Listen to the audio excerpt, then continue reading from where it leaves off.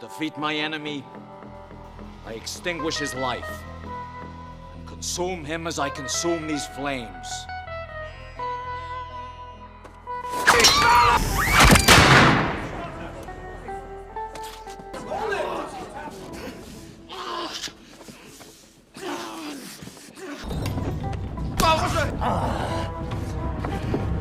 This is fresh meat. What I mean, we need to tenderize this meat a little bit.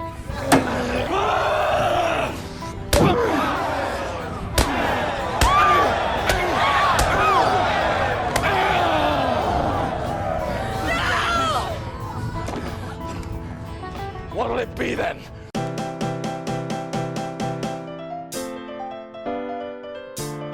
Hello there, Summoner, and welcome back. Today we play a destructive bot lane with Slippery Simon and Rocky Slapzilla because of this combined stun ability instead of just picking one of the numerous possible support picks who can just stun an enemy themselves. Is what someone who would pick this for serious reasons would say, and though the stun together possibility is fun, the real reason, as the intro has shown us, is of course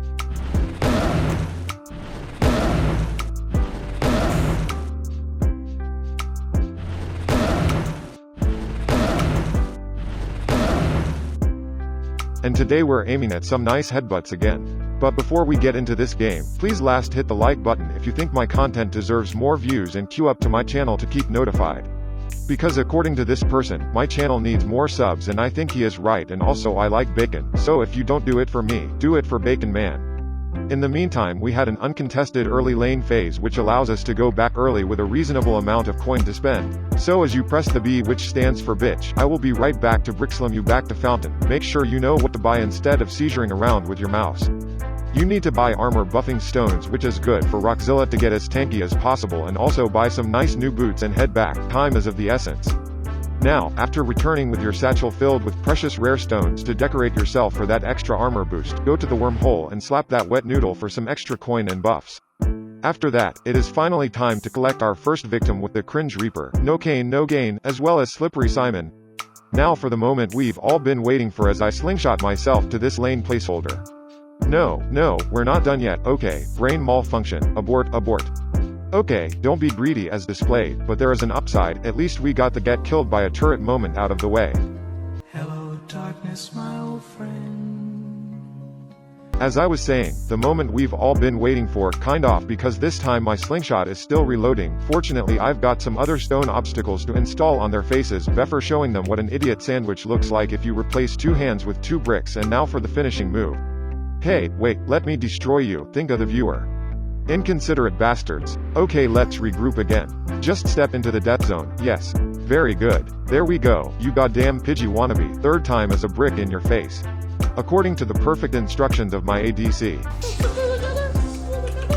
We phase check some bushes to see if we can claim more victims, and I am here to remind you to not do that, because here's what happens to overconfident supports who actually listen to their ADC.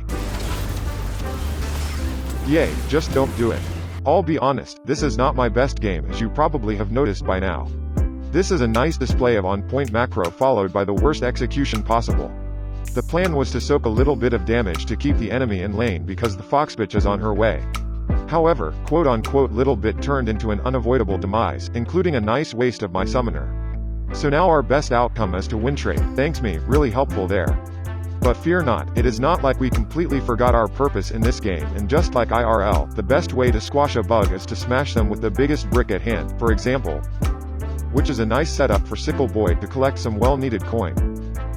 As for me, well, I'm pooping my pants right now as I stampede my way to safety. No further, just phase check everything in a blind panic, hoping no enemy will find you so you'll die again.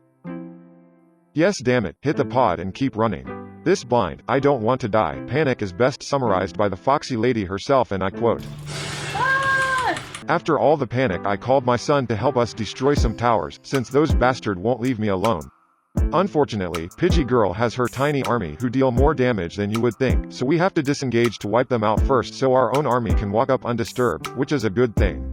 Sickle Simon, however, has other plans, and all of a sudden I transform into League's best low health bird spotter, and at this point I don't give a damn about you, Terrence. Yes, I named this turret Terrence now, you goddamn cotton ball slingin' support slayer. But ah well, we caged the bird with my biggest Brixlam, so I can't complain. And here is a perfect example of how not to brickslam. Whenever you spot Professor Big Brain, beware of his harem because Becky, Samantha and Janice will have no problem forcing you to time jump into Beetlejuice aka your death.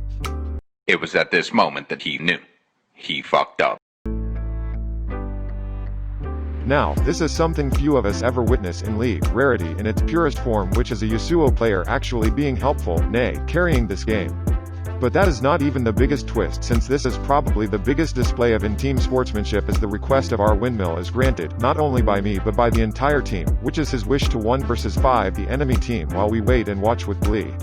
And for real, I can't remember the last game of League where an entire team is on the same page, so hit pause, grab a drink, I will shut up and let's see what this little rascal has got in store for us.